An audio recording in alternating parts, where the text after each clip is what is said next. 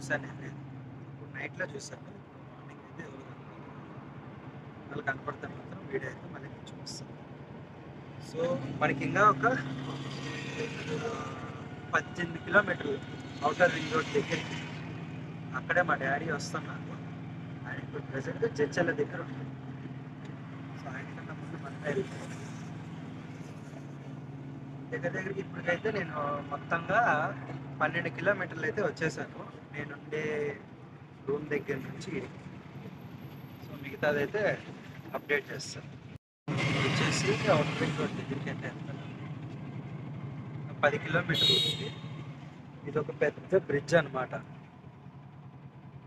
పెద్దదంటే నాకు అప్పుడప్పుడు దీన్ని నైట్ టైంలో చూస్తే గుండెకాయలు చల్లగా అయిపోతాయి.